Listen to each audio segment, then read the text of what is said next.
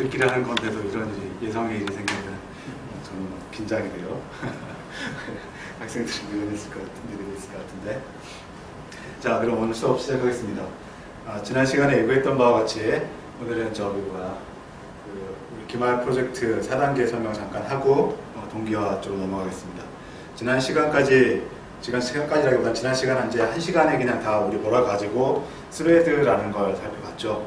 사실 우리가 주어진 시간이 얼마 없다 보니까 큰 개념들을 다 1시간 반 남짓, 1시간보다는 60분이 아니라 이제 한 번, 두 번 이거 거쳐다 훌쩍훌쩍 이렇게 넘어가니까 여러분 어쩌면 순간 보고 그냥 지나가는가 보다 라고 생각되겠지만, 제가 이렇게 바쁘게 말을 많이 하면서도 많이 양을 줄이지 못하고 지금 현재 우리 넥스트에서 하는 수업의 내용을 담고 있는 거는 컴퓨터 시스템에서 OS, 소프트웨어적인 부분을 이해하는 데 있어서 상당히 핵심적인 부분입니다. 여러분이 사용자 레벨의 응용 프로그램을 작성하는 개발자를 목표로 하고 공부를 하더라도 컴퓨터 쪽에서 뭔가 일을 하거나 그건 개발뿐만 아니라 마케팅 기획 다 포함해가지고 한다고 했을 때 지식적으로도 반드시 알아야 될 거고요. 그리고 앞으로 뭔가를 만들어갈 때 그 만들어가는 자기 역량의 어떤 직관, 인투이션에 가장 기반이 되는 내용들을 담고 있는 것입니다. 그래서 지난번 한 번에 스레드를 넘기긴 했지만은 프로세스도 쭉 해와가지고 컴퓨터 시스템에서 CPU와 메모리를 가지고 있는 이 기계에서 어떤 소프트웨어가 동작하는데 프로세스라는 개념으로 동작한다는 것, 그리고 그 중에서도 이제 실행의 흐름이라는 것에 초점을 둬가지고 우리가 결국은 실행이 이제 아주 간단하게 얘기하면 빠르게 되거나 다양하게 되거나 이런 것들을 원하는 거거든요. 그래서 이제 멀티 프로세싱, 멀티 태스킹, 멀티 프로그래밍 이렇게 이제 얘기를 하고 운영 체제가 복잡해지고 있는데, 이제 그것에 이제 지금 요즘 이제 현대 OS에서 핵심을 이루는 중요하게 생각되는 게 스레드라는 개념입니다. 그래서 스레드로서 여러 개 동시에 실행되는 어떤 실행의 흐름을 만든다는 것, 그게 어떤 의미를 가지는가, 그게 이제 장점, 특징과 장점으로 설명을 했고요. 그다음에 만드는 방법은 리눅스의 스레드 라이브러리만 가지고 얘기를 하긴 했지만 다른 자바나 윈도우즈의 스레드라도 그걸 만드는 어떤 프레임워크나 메커니즘, 엔진, 함수, 라이브러리 이런 거와 좀 다르지 개념은 비슷하게 가지고 있습니다. 아무튼 그걸 기반으로 해서 사실 쉘에는 굳이 스레드 구현이라는 말을 하기가 좀 그래요. 우리가 사용하는, 사실은 지금 스레드를 중요히 생각하는 거는 요즘 나오고 있는 대부분의 큰 덩치가 큰 의미 있는 소프트웨어는 다 멀티 스레드 개념으로 동작을 하고 있습니다. 그런데 이제 쉘 같은 경우에는 특별히 어떤 주요 핵심 기능에 스레드 기능을 넣지는 않습니다. 왜냐하면 명령 하나 실행하고 그게 끝날 때까지 기다렸다가 다음 거 실행하고 이런 식으로 아주 긴 텀의 동기화를 가지고 있기 때문에 스레드 개념이 없는데, 그냥 과제에다가 카피인데 파일 복사인데 여러 개의 파일 복사를 하는 것을 명령을 하나 제가 추가를 했습니다. 그래서 여러 개의 파일을 복사하는데 이걸 하나 복사하고 다음 거 복사하고 이렇게 루프를 도는 게 아니라 스레드를 여러 개 만들어 가지고 복사하는 스레드를 동시에 여러 개를 돌리자 라는 목적으로 만든 4단계가 되겠습니다. 그래서 이름은 디렉토리 복사라고 이렇게 됐고요. 인자로서 보통 cp 명령어는 소스 파일을 타겟 파일로 이렇게 복사를 하는 건데, 이거는 디렉토리 이름을 주고 빈 디렉토리 혹은 빈 디렉토리 아니라도 어떤 디렉토리 이름 혹은 없는 디렉토리 이름 이걸 주게 되면 새로 디렉토리를 만들거나 있는 디렉토리에다가 이 디렉토리의 파일 내용을 다 복사를 하는, 물론 그때 이제 같은 파일이 있으면 에러가 나고 하는 거는 이전과 이제 같은 거가 되겠죠. 그럴 때 아마 여러분이 이 단계를 해본 사람은 바로 그랬다 그럴 거예요. 그럼 디렉토리 오픈해가지고 ls 하는 거에다가 ls 프린트f 하는 줄에다가 그냥 파일 카피만 호출하면 되는 그 기능이거든요. 근데 그렇게 하는 게 아니라 이걸 스레드를 여러 개 만들어 가지고서 각 스레드에서 카피를 하도록 하라는 겁니다. 대신에 이때 조금 이제 프로그래밍적인 기술, 스킬로서 이제 주의를 해야 될 것은, 그렇다고 해가지고 그러면은 read dir 해서 엔트리 하나 있을 때마다 create thread, pthread create 해가지고서 하면 되겠구나 라고 생각할 수 있겠지만, 그렇게 되면 스레드의 개수가 제한되지 않고 무한히까지는 아니지만 무지 많아질 수가 있습니다. 그것은 바람직하지가 않습니다. 물론 그 각각의 스레드가 해야 될 일이 무지 많다면 그렇게 막 30개, 50개, 막 100개 이렇게 만들어가지고 하는 것도 어느 정도 의미가 있을 수 있겠지만 파일 카피란 짧은 작업을 하면서 그냥 파일 개수만큼 100개씩, 1000개씩 이렇게 만드는 거는 효율적이지 않은 프로그램이 되는 거죠. 그래서 여러분 상수로 맥스 스레드를 정하고 이건 여러분 임의로 한번 정해보십시오. 이걸 상수로 주었으면은 한번 구현한 다음에 이걸 변경시켜 가면서도 한번 테스트 해볼 수 있을 텐데 다시 우리가 이것도 효율을 생각하면 정확한 값을 이 시스템의 효과적인 정확한 값을 찾아낼 수 있어야 될 겁니다.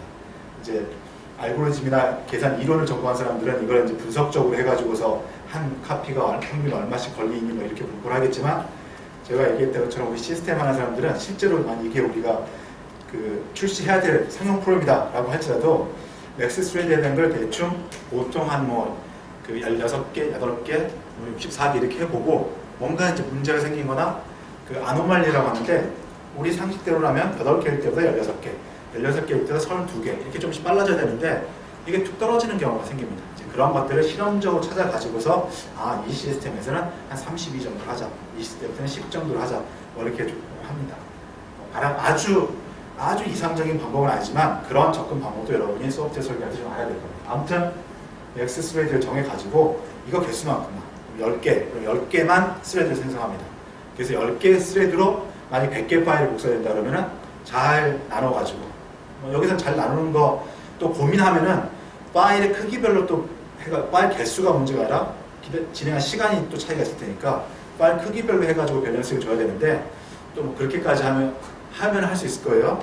그렇게 하면 더 이제 좋은 거고 그냥 n개의 파일을 각각 스레드에다가 그냥 n분의 1씩 나눠주는 이런 식으로 스레드 복사, 스레드로 각각의 스레드에서 카피하는 이런 작업을 하면 될 것 같습니다. 아마도 지난 시간에 했던 그 카운트 그 100만 개씩 카운트하는 거 5개 하는 거, 그다음에 뭐 전체 더하는 걸 나눠서 하는 거 그 코드가 그냥 기본 틀이 될 거고 거기에 있는 스레드 펑션이 파일 카피가 될 겁니다. 근데 이때는 이제 파일 이름, 카피해야 될 파일 이름을 인자로 전달해야 되는 이런 스레드로 전달해야 되는 또는 아니면 스레드 안에서 충돌이 안 나면서 각각을 읽어볼 수 있도록 하는 그런 것이 약간 프로그래밍의 이제 챌린지가 될 수 있을 것 같습니다. 이게 4단계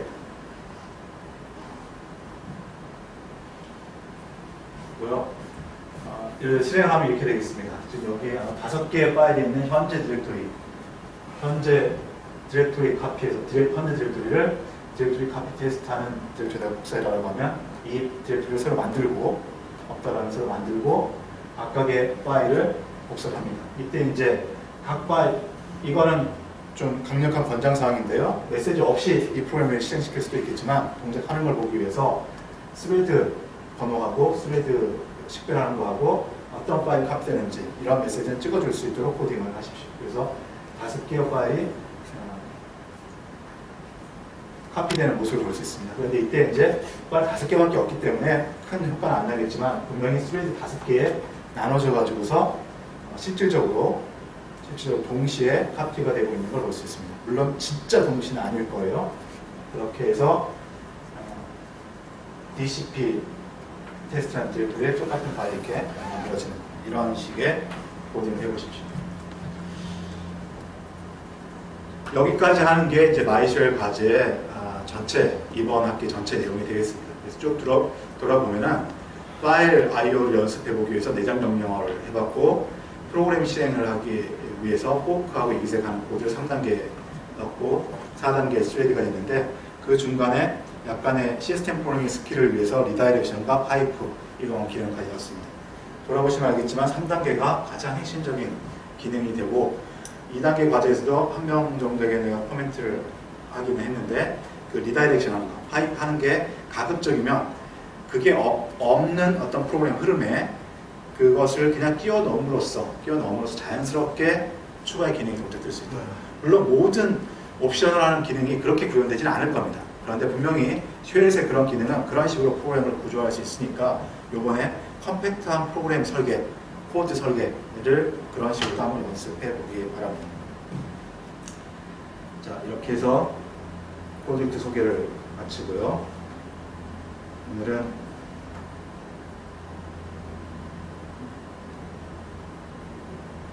이거 PDF 올린 건가요? 네. 전체는 컨트롤 L 무슨 말이네요. 링크 메뉴에 있을 거예요. PDF가 아니라 엣지로 켜져. 엣지. 엣지가 이거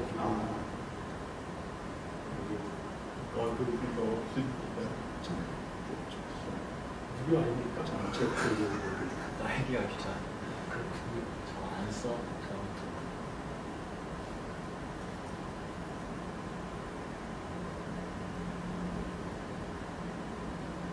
PPT는 띄워지네요. 그럼요.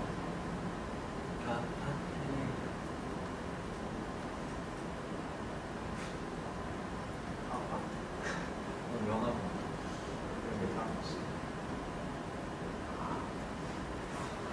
그거 있는데. 이게 어디가 그러면? 이게 지금 엣지라는 게 브라우저군요. 네. 저는 옛날 이름을 들어갔었는데 관심 없다 보니까 그럼 PDF 이거 아니고 이것도 엣지거든요. 그런데 이게 폰폰 들어오니까 폰트가 없어가지고 좀 이상하게 보이는데.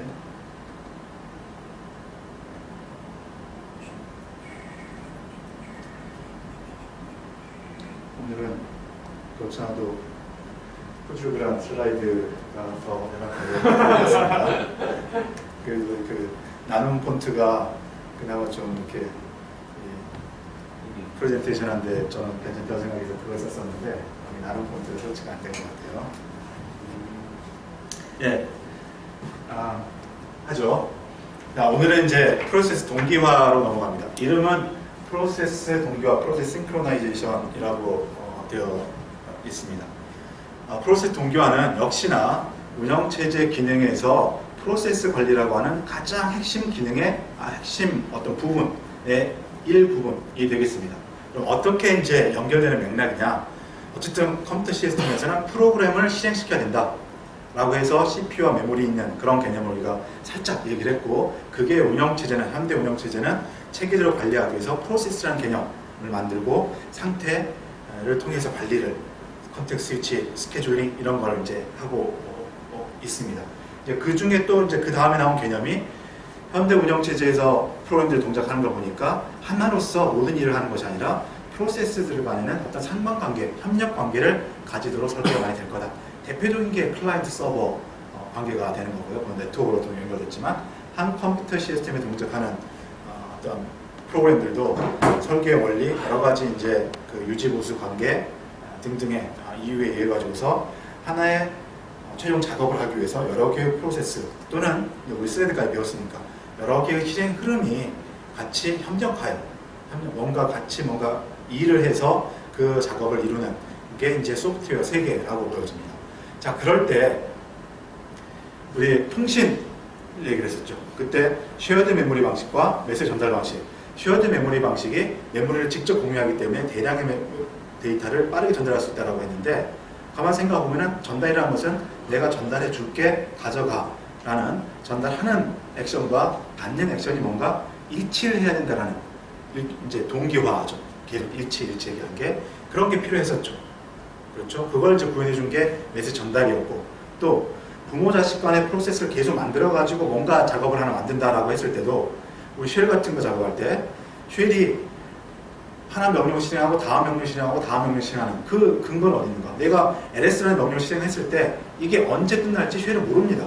그럼에도 불구하고 정확히 LS가 끝난 다음에 다음 명령을 입력하라고 프롬프트가 이렇게 나옵니다. 그거는 쉘이라는 프로그램과 쉘이 만든 LS라는 프로그램 사이에 뭔가 끝나는 시점과 쉘이 다시 뭔가 일을 시작하는 시점을 서로 알고 맞춰주는 게 필요한 거죠. 있게 되는 거죠. 만약에 그런 게 없다라면 다음 명령을 언제 찍지? 우리가 프로그램을 작성하는데 매우 어려운 일이 될 겁니다. 그래서 결론은 뭐냐면 프로그램들이 여러 개가 같이 동작을 하려면 둘 사이에 혹은 둘 이상의 프로그램들 사이에 뭔가 규칙이 필요할 때가 있다는 거죠. 규칙 없이 그냥 진짜 동시에 그냥 실행해 놓고 각자 끝나는 걸 가지고 할 수도 있겠지만 둘 사이에는 실행 흐름에 뭔가 규칙이 필요할 때가 있습니다. 그걸 맞춰주는 것을 동기화라고 얘기를 하는 것입니다. 그래서 이 동기화도 프로세스 실행, 프로세스 관리의 중요한 부분이 되는 거고, 동기화라는 것이 이제 좀 더 일반화 시켜가지고 우리가 왜 필요한가, 어떤 상황에서 필요한가 그 내용을 이해한 다음에 그 동기화를 어떤 식으로 이제 구현하는가, 그러니까 운영체제는 어떤 식으로 동기화 기능을 제공하는가, 그리고 우리는 이제 프로그래머는 또 지금 쭉 해왔던 것처럼 그런 서비스를 어떤 프로그래밍 인터페이스를 이용해서 동기화 기능을 만드는가. 그래서 이제 여러분 쉘을 만들고 뭐 통신을 하고 공유 메모리를 만든다고 했을 때 동기화 기능을 여러분 코드에서 만들어줘야 됩니다. 그럴 때 사용하는 API들이 무엇인가 이렇게 살펴보게 될 것입니다. 근데 미리 이제 얘기를 하자면은 프로세스 동기화는 전체적인 이제 큰 그림을 보면 딱 지금까지 해왔던 거와 똑같습니다. 프로세스 동기화라는 게 무엇이며 컴퓨터 시스템에 왜 필요했는가 이거 이해하고 그 동기화라는 걸 운영체제는 어떤 식으로 제공을 하는가, 그리고 프로그램은 어떻게 이용하는가, 이 흐름을 배우는 거거든요. 그런데 처음 제가 여러분 이제 프로세스 생성, 프로세스 관리 얘기할 때도 아마 그냥 우리 프로세스라는 게 무엇인가, 프로세스 생성이라는 걸 어떻게 하는가, 이거 이해하면 된다고 했는데 개념이 약간 낯설었을 겁니다. 동기화 쪽은 조금 더 챌린지가 있습니다. 조금 더 도전적인, 쉽게 이해하기가 좀 어려운 그런 내용을 담고 있습니다. 동기화가 무엇이며 왜 필요한가, 여기에 사실은 90% 이상의 그 답을 다 담고는 있지만 그걸 제대로, 계속 얘기하는 것처럼 제대로 이해하지 않으면 동기화는 계속 헷갈리는 개념입니다. 그걸 지금까지도 계속 얘기해왔어요. 우리가 앞으로 동기화라는 얘기를 프로그래밍 하면서 여기저기서 계속 쓸 거다. 여러분이 앱을 만들 때도 무슨 동기식 프로그램, 비동기식 프로그램 얘기를 할 거고, 통신을 얘기할 때도 동기식, 비동기식 이런 식으로 막 얘기를 많이 할 텐데 그때마다 가리키는 의미가 좀 다른 것처럼 느껴진다. 그래서 동기화라는 말을 통신에서 동기화 뭐예요? 물어보면 답은 했는데 이걸 다른 분야에서 동기화 얘기하면 약간 헷갈리고 그것과 이것과의 연관관계를 잘 모를 수가 있다. 그런 게 일단 동기화의 어려운 점이 됩니다. 그리고 또한 동기화의 또 어려운 점은 뭐냐면 지난번 프로세스 생성과 거의 비슷한 건데요. 코드상에서 정적으로 동기화의 액션이 그대로 보여지지가 않습니다. 동기화라는 거는 제가 계속 반복한 것처럼 어떤 두 객체 이상이 시간을 맞추는 겁니다. 시간을 맞추는 거기 때문에 실제로 실행할 때 나타나는 것입니다. 나타나는 건데 내가 동기화를 하도록 코딩을 해놨지만 이게 저절로 시간이 맞춰져 가는 거라면 굳이 동기화가 개입되지 않는 방식으로 그냥 두 프로그램이 흘러갑니다. 근데 시간이 맞춰지지 않는 경우에도 내가 강제적으로 맞추기 위해서 동기화를 집어넣는 거거든요. 그래서 이게 항상 발생하는 코드, 항상 실행되는 코드, 항상 효과를 내는 코드가 아니기 때문에 정적인 코드만 봐서는 또 동기화가 제대로 되어 있는가 잘 이해하기 힘들고, 또 동기화를 하지 않더라도 프로그램이 잘 동작하는 것처럼 보입니다. 그런데 만에 하나 그게 시간이 꼬이는 경우에 안 될 수가 있는 거죠. 그것을 도대체 어떤 경우 필요성, 어떤 경우에 동기화가 필요한가를 아는 게 먼저입니다. 그래서 이런 경우에 대부분 정상적으로 동작하는데 만에 하나 에러가 발생할 수 있습니다. 그때 문제의 원인이 디버깅을 해보면은 이 동기화에 있을 수 있다는 거죠. 그리고 이 동기화는 실행할 때마다 그 시간적인 상황에 따라 달라질 수 있으니까 정적인 코드만 보고 이해하기 힘들고 디버깅할 때도 매번 똑같이 나타나는 게 아니라서 힘들어집니다. 그런 맥락에서 일단 동기화는 만만한 게 아니다라는 걸 먼저 제가 전제를 하고 이렇게 들어가겠습니다. 그리고 이번에는 프로세스 동기화라고 큰 제목으로 한 전체 챕터를 가리키고 있다시피 그냥 어떤 통신에서의 하나의 동기화, 부모 자식 프로세스 간의 동기화 이렇게 한 아이템만 얘기를 하는 것이 아니라 컴퓨터 시스템에서 발생할 수 있는 동기화의 거의 모든 틀을 일반화시킨 개념을 얘기합니다. 그래서 또 한 가지 제가 높아심을 가지는 거는 여기서 동기화, 이제 우리 책에 나온 대로 동기화를 이렇게 공부해 보면은 이 개념을 여러분이 실제로 사용할 통신에서 동기화, 또 메모리상의 동기화에 연결시키는데 또 조금 다른 것처럼 느껴질 수 있습니다.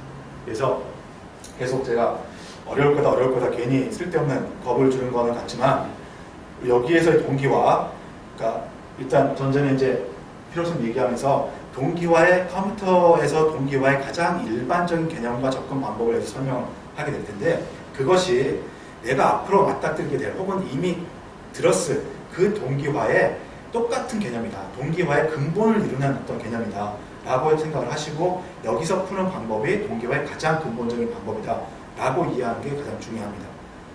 그리고 대부분의 경우는 여러분이 실제로 프로그램하는 상황에서는 이런 개념과 여기서 제공하는 툴들을 이용해가지고 여러분이 사용하는 네트워크 라이브러리들 이런 것들이 그 동기화 기능을 내포하고 있습니다.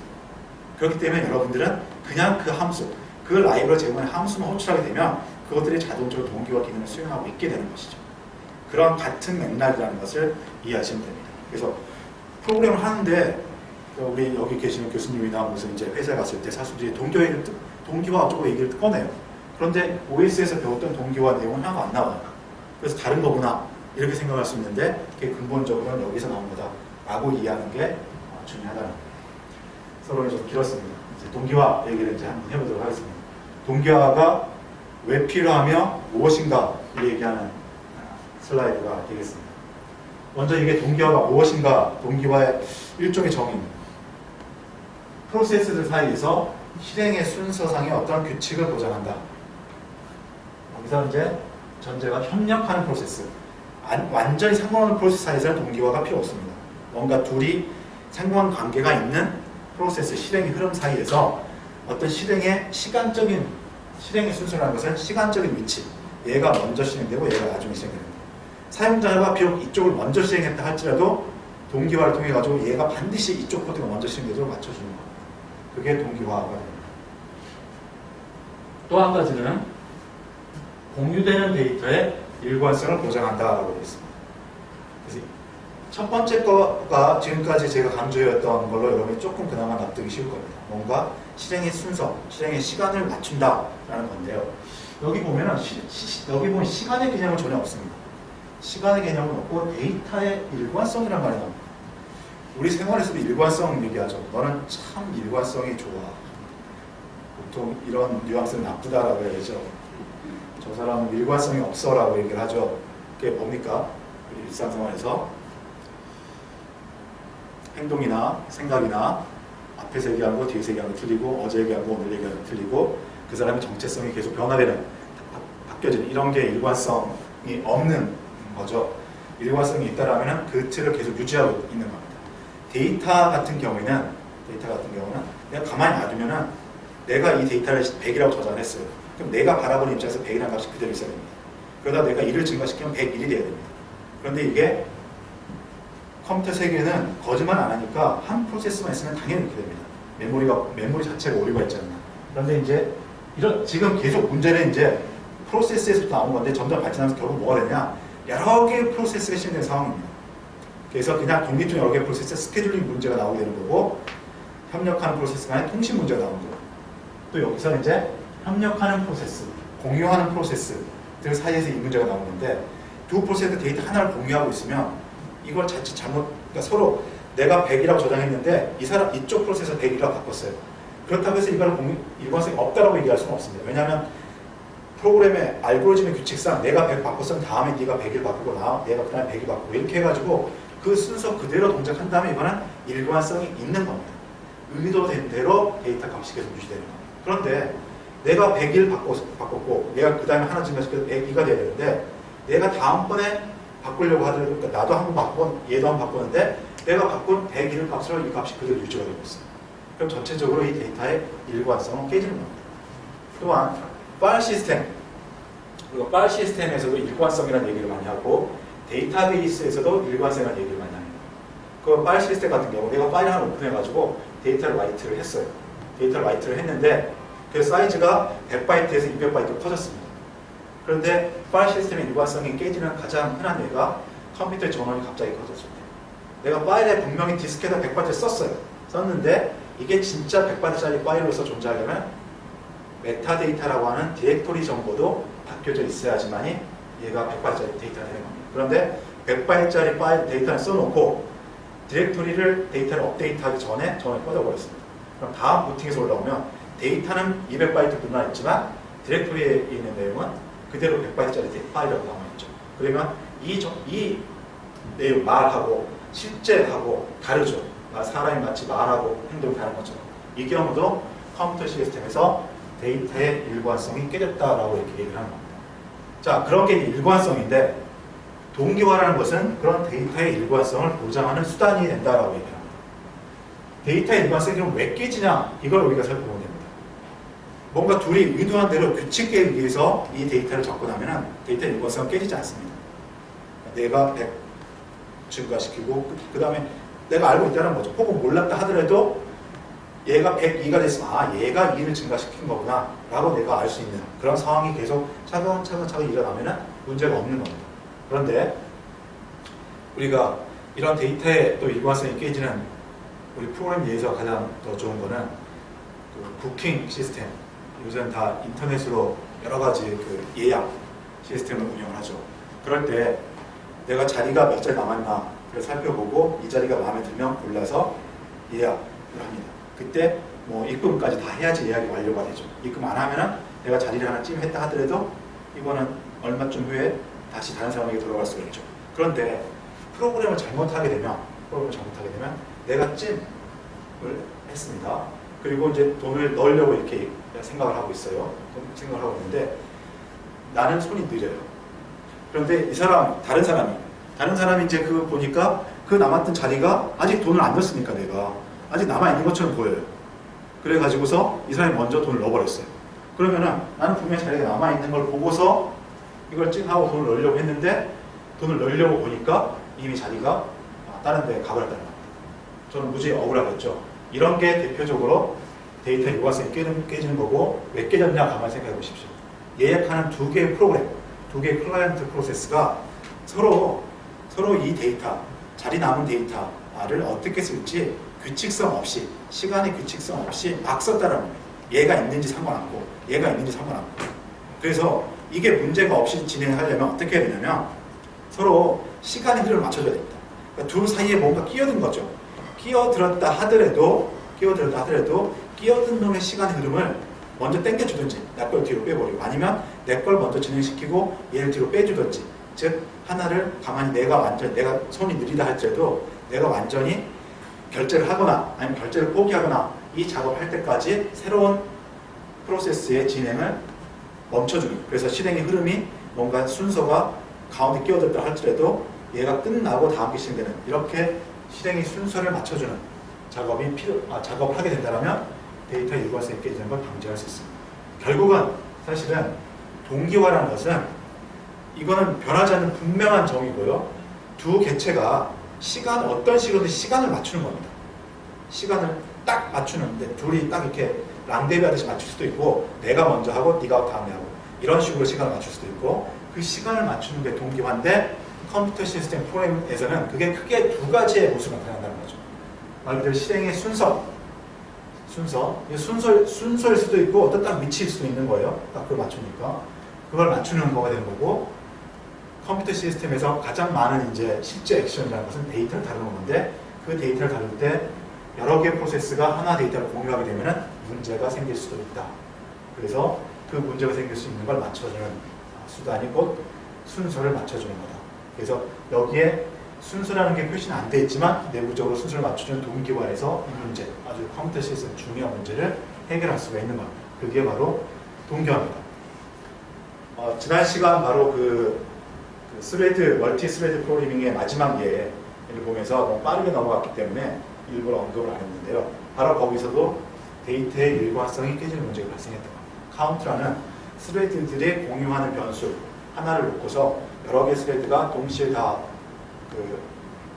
인크리멘탈한 연산을 하고 있는데 그것을 C 코드로만 보면은 엇갈릴 일이 전혀 없습니다. 얘가 먼저 3개를 증가했다 하더라도 다음에 증가된 상태에서 얘를 증가시키고 하니까 전체성은 똑같아야 되는데 달라지는 걸 눈으로 확인했습니다. 그게 바로 실제 컴퓨터 시스템에서는 스케줄링이 그 사이에 끼어들 수 있기 때문에 그러니까 그 각 스레드들이 그 사이에 끼어들 수 있다는 것을 서로 고민하지 않고 서로 고려하지 않고 각자 동작했기 때문에 그렇기 때문에 일관성이 깨지는 거고 만약 그걸 이제 우리가 일관성을 보장하고 싶다 그러면 뭔가 동기화를 해야 된다는 거죠. 그게 이번 시간 말미에 배우게 될 동기화 코드가 되겠습니다. 그래서 이전에 그 스레드 프로그램에다가 동기화 코드를 넣어야지만이 정상적인 값이 나온다는 거죠.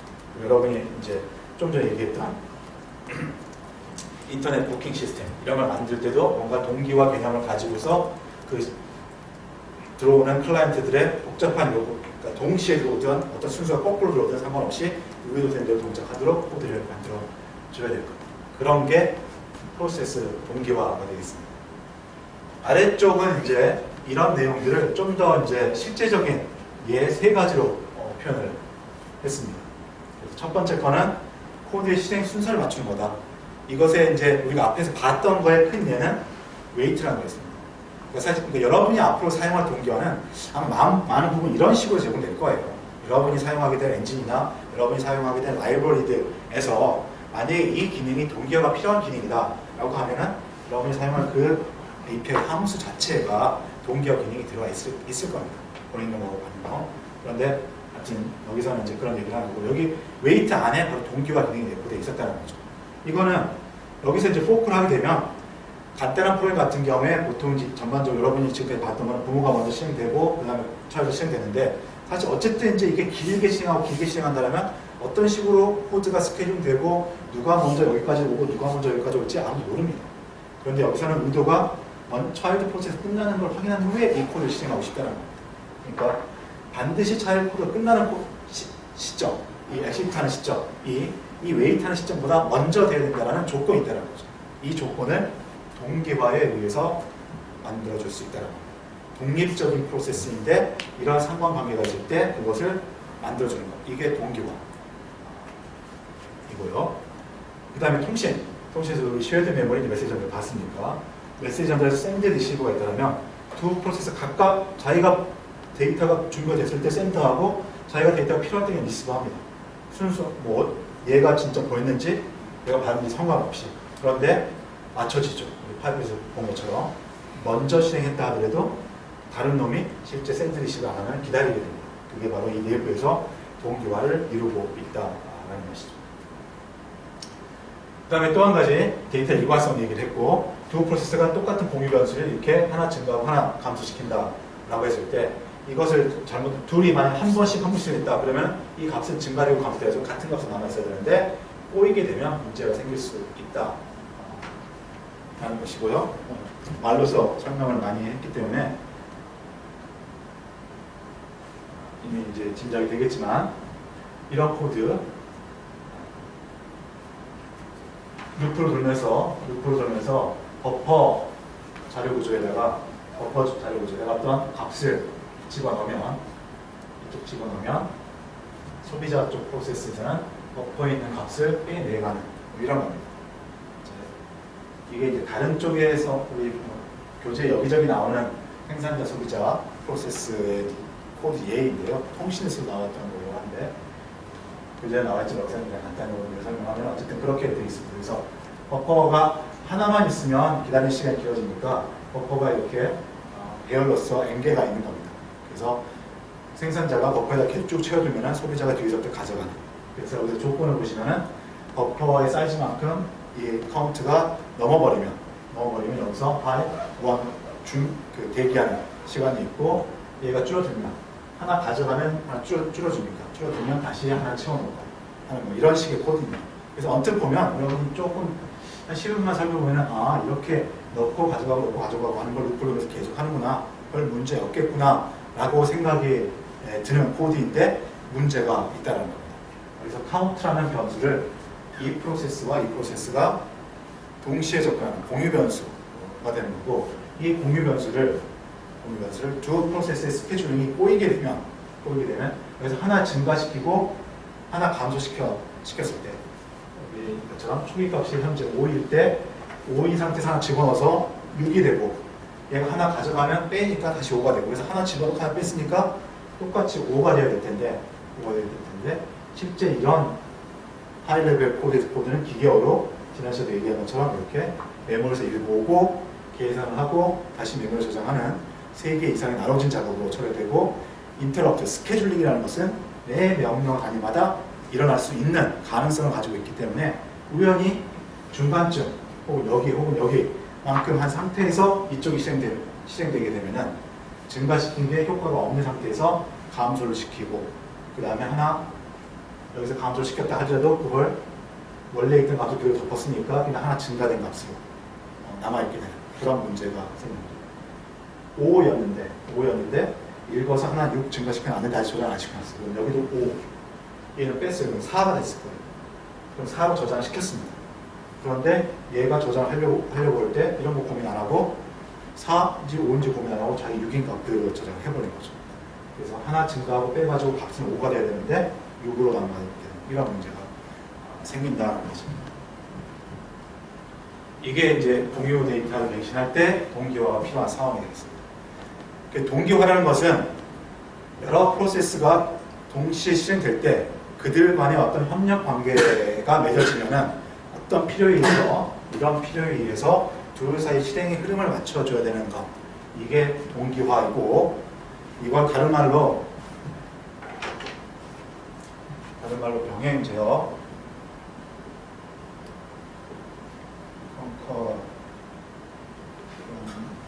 컨트롤 이라고 표현합니다. 그래서 이제 우리 교재는 동기화라고 챕터 이름이 되어 있지만 많은 프로그래머 한 사람들이나 다른 교재 보면은 병행 제어라고 챕터 이름이 되어 있는 데가 있어요. 똑같은 얘기를 하는 겁니다.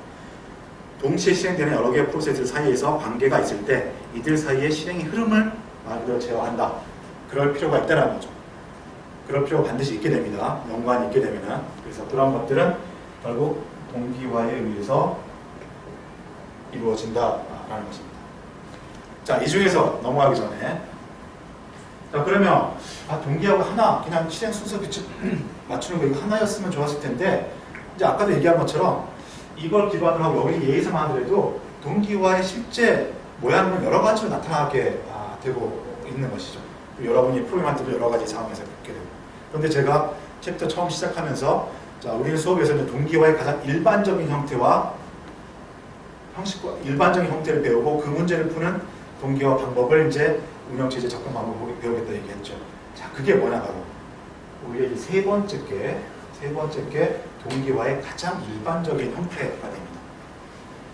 왜 그러냐면 어떤 한 컴퓨터 시스템에서 여러 개의 프로세스들이 존재해요. 그래서 이런 필요가 생깁니다. 그들 사이에 뭔가 제어해야 될 필요가 생겨요. 자, 이때 컴퓨터 시스템 본래 모습을 다시 한번 생각해보면 CPU와 메모리로 이루어지는 기계입니다. 그래서 각각의 프로세스는 CPU에서 이 계산 같은 작업을 하고 그 계산의 효과나 입력들은 다 메모리에 들어가 있습니다.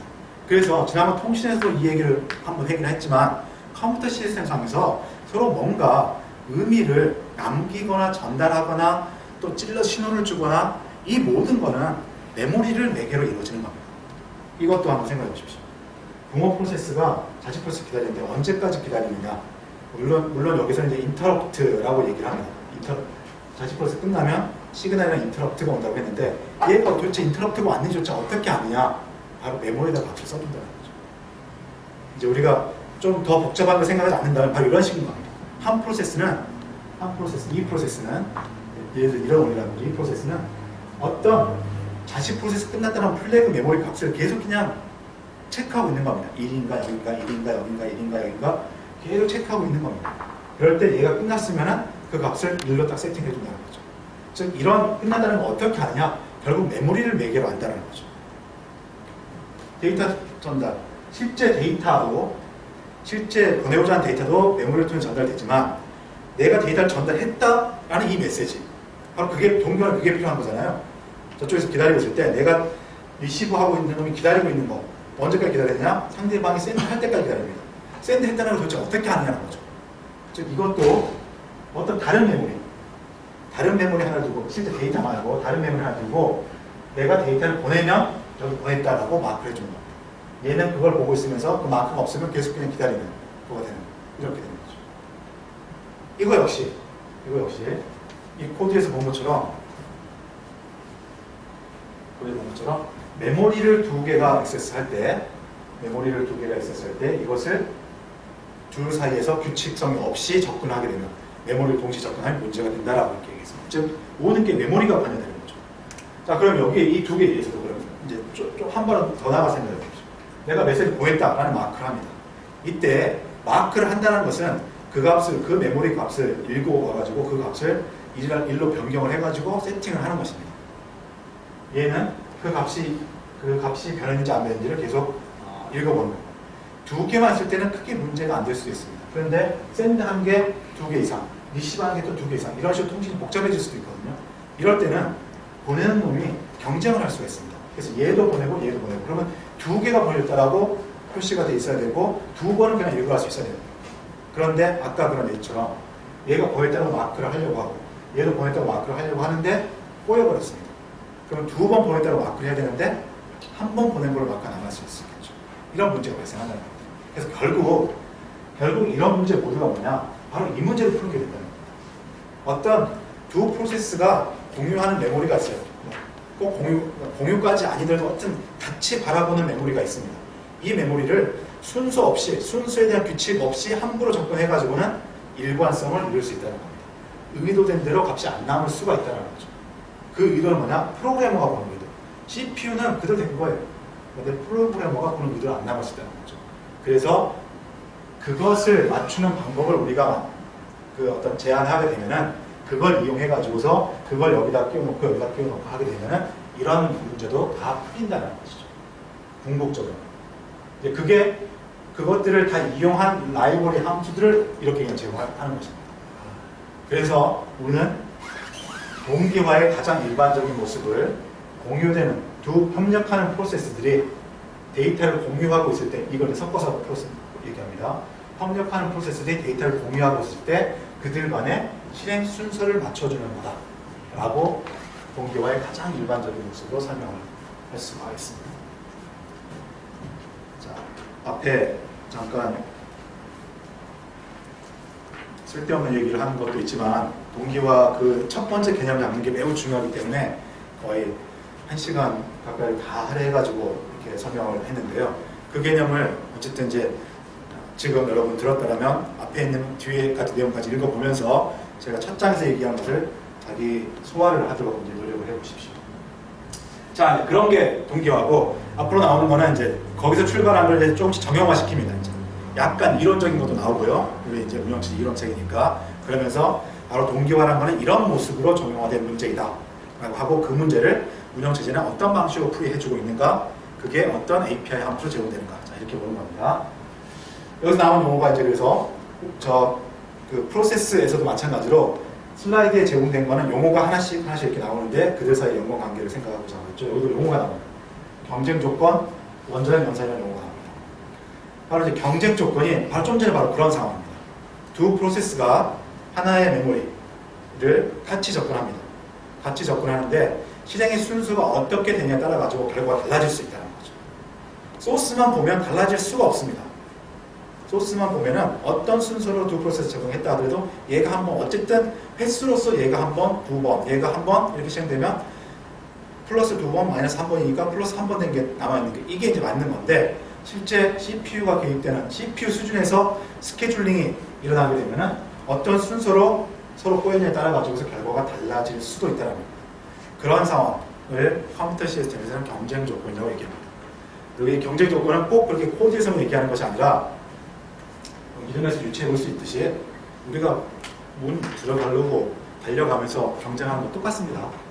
내가 조금 더 일찍 들어가냐 조금 늦게 들어가냐 밥을 먹을 수 있느냐 없느냐 이런 거 차이가 나는 것처럼 컴퓨터 시스템 많은 경우에 뭔가 하나의 공통된 자원을 두 개 이상의 액션하는 개체가 접근할 때 생길 수 있는 걸 경쟁 조건이라고 얘기하고 이거는 바람직하지 않습니다. 또 그 얘기 요새 알파고 해가지고 인공지능 이렇게 얘기를 하고 있지만 저는 어쨌든 우리 컴퓨터 하는 사람끼리는 얘기하기로 그냥 컴퓨터이고 그냥 소프트웨어일 뿐입니다. 그래서 마치 인간이 하는 것처럼 인간의 자의적인 판단 또 인간의 불규칙적인 비예측적인 행동을 하는 것처럼 보이지만 그것도 다 의도된 프로그램 알고리즘에서 나온 거라는 거죠. 다시 말하면 컴퓨터 소프트웨어는 정말로 100% 디터미니스트하게 정해진 대로 동작을 해야 됩니다. 그런데 간단한 것처럼 보자면 이게 정해진 대로 동작하지 않는 거예요. 그러니까 알파고 뭐 이런 거 하면서 프로그램 자체를 어떤 랜덤화된 입력에 따라서 동작하도록 이렇게 내가 의도해서 프로그램을 만들 수 있어요. 랜덤화이즈 알고리즘을 해가지고. 근데 그거는 어쨌든 그렇게 동작하도록 만든 건데 정해진 대로 동작하도록 만들었는데 이런 상황이 생기면 안 좋은 겁니다. 그래서 이거 무조건 막아야 되고 그걸 막는 방법은 동기화라는 거죠. 그리고 느낌이 여러분이 당연히 알았어야 될 것 같은데 제목이 프로세스 동기화인데요. 이거는 스레드 동기화, 프로세스 동기화는 구별되지 않습니다. 그래서 그냥 우리가 통틀어 프로세스 얘기를 하니까 프로세스 동기화라고 그냥 통틀어서 얘기를 하는데 실행의 흐름이 여러 개가 있으면 항상 다 동기화가 필요하게 됩니다. 이게 필요한 거고. 그러면 이 경쟁 조건을 동기화를 통해서 해결해야 된다는 건데 여기서 이제 하나만 약간 빗나간 개념으로 이제 약간 가지를 친 개념으로서 이제 용어 하나 더 중요한 용어로 이해하고 있는 거면 경쟁 조건 앞에 같은 그런 상황이 왜 발생했느냐 근본적인 원인이 뭐냐라는 것입니다. 그게 우리 컴퓨터 쪽에서 얘기하는 원자적 연산, 아토믹 오퍼레이션, 아토믹이라는 용어가 나옵니다. 보통 명사처럼 보이겠지만 컴퓨터에서 아토믹 하게 되면 거의 고유 명사처럼 고유 개념처럼 사용이 됩니다. 그래서 쪼갤 수 없는 그런 오퍼레이션이라고 얘기를 합니다. 사실 근본적으로 아니 본질적으로 컴퓨터 시스템을 쪼갤 수 없는 연산은 그냥 CPU 명령어 제공하는 연산이에요. CPU 명령어에 인텔 같은 경우 300여 가지 연산들 이것들은 인터럽트로서 중간을 쪼갤 수가 없습니다. 그러니까 그 하나는 절대로 인터럽트 되지 않고 하나가 완성되는 게 보장됩니다. 그게 원자적 연산입니다. 그런데 우리가 이제 소프트웨어로 어떤 작업을 구현을 하다 보면은 그 어떤 한 단위의 작업은 쪼개지 않고 처리돼야지 정상적인 처리가 되는 것들이 생깁니다.